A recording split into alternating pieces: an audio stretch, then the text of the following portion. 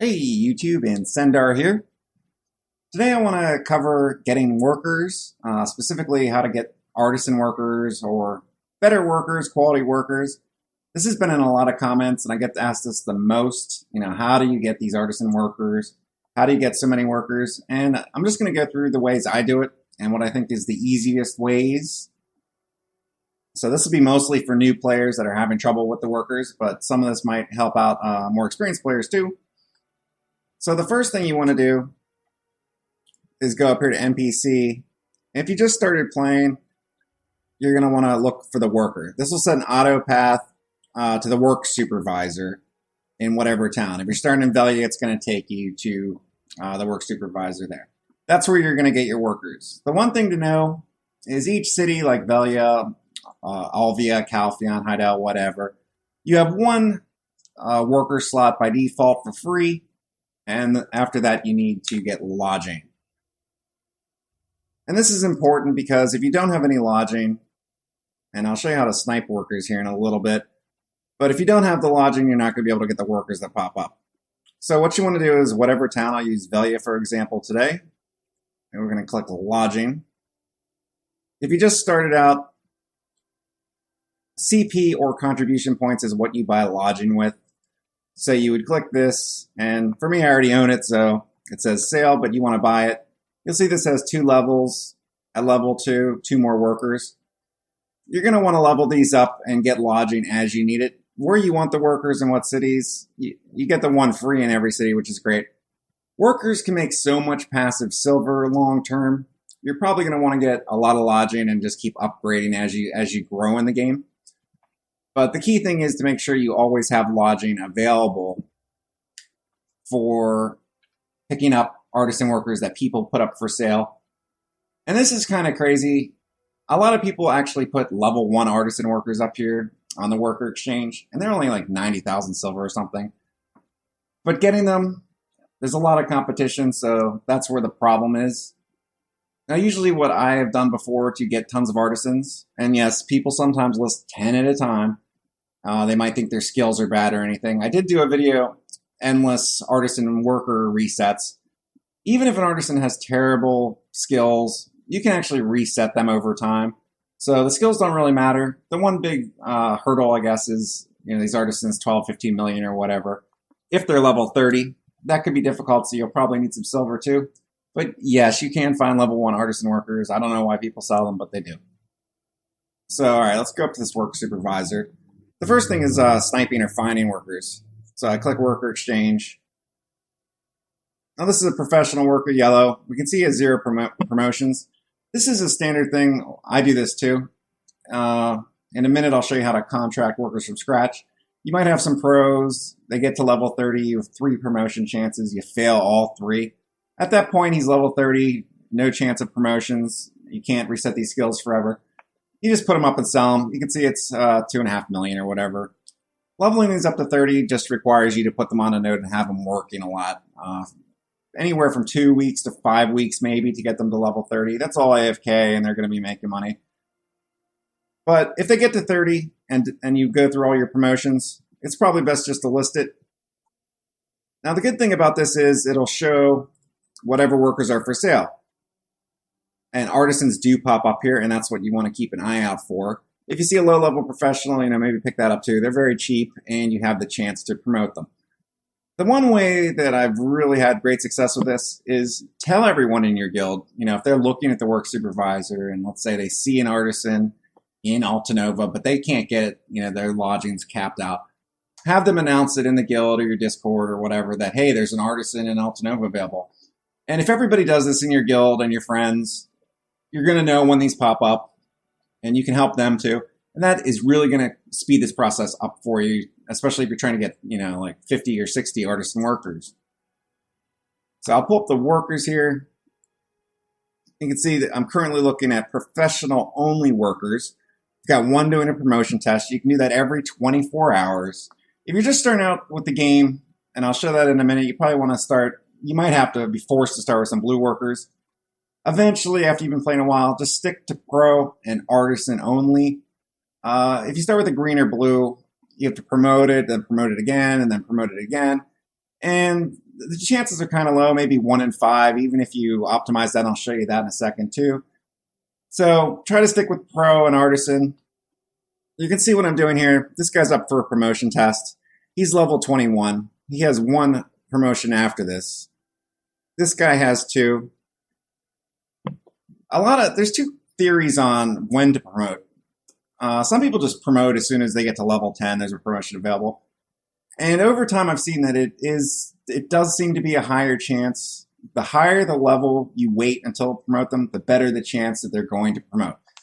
The 2 theories on that are that's based on level, what the chance is, and the other theory is it's based on luck. As each worker goes up a level, you'll notice their luck goes up as well.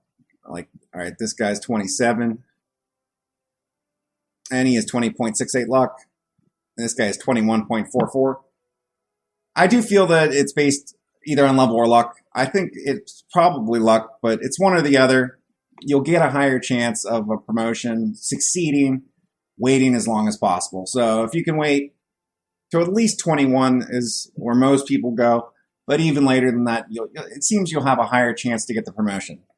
Each promotion takes 24 hours, so this can take a lot of time, and that's why I said, try to stay away from green and blue workers, because if you do the math, it's going to be years before you get them up to artisan. If you're succeeding 1 out of 5 times, you can do the math on 100 workers. I mean, it takes a long time. If you're working with just pros, you're going to have the 3 chances when they're at level 30 to promote them to artisan. If that doesn't work, just sell them and start over with a fresh one. And I'll just go through these different workers here. Some of them might probably have a couple of 30 that have, all right, this guy's 30 and has no promotion. I'm going to be selling that guy for the 2 or 3 million or whatever, and then replace him with a level 1 professional and try again to get an artisan. Artisans are super powerful compared to these because endless skill resets. You can see the skills on these guys. On pro, you might get +1 on some advanced stuff, but the artisans is where you want to long-term aim for. All artisans, they have more stamina, they work better. As far as race, a lot of people hate giants, but giants do have a place too. So if you're coming up here and you see some giants and you're like, oh, geez, a giant, I don't want a giant. They are useful for certain situations. One example would be if you've got a really fast node that's like, let's say 15 or 20 minutes, and the stamina, I can show you the difference here in staminas. Okay, the goblin, artisan, we're looking at 15 stamina. Human, 23. And we'll just take this giant, 35. So let's say a node's 10 minutes. Goblin's going to be done in 150 minutes. If you go to sleep, 2.5 hours later, he's going to stop working, and then until you come back and feed them beer, he's doing nothing. Where a giant, let's say, just keep it simple, 10 minutes at 35 is 350 minutes, 6 or 7 hours. If you're doing like junk trade crates at 5 minutes a pop, a goblin's going to be done in 75 minutes. So an hour and a half after you leave the computer, nothing's happening, right? So giants are useful on those fast things that you need, maybe junk trade crates or fast nodes. So don't overlook giants. Of course, humans are good and on, let's say, nodes that have multiple resources or rare resources for luck. And goblins are really great at certain things, like if you're building a sailboat, for example, you want goblins because that's going to really speed that up. Same with node forts, things like that. Goblins are great. So there's a place for every different kind of worker. And you'll notice throughout the day, different workers will show up here. Occasionally, people just dump a ton of artisans, so just keep an eye out for that. Have your friends telling you, and you will pick them up. This might take a couple weeks. This game's long-term. I came from WoW, and a lot of people probably came from easier games where you get lots of stuff quick. You can AFK in this game a lot, but it does take a long time to build stuff up. I did see someone that started, and a month later, they're one of the top cooks in the game. They focused on one thing. It is possible, but you're looking at months to build up a huge artisan army. You need CP, obviously energy. So don't worry, you'll get it over time. Now, the other thing is to contract workers. This costs 5 energy a time.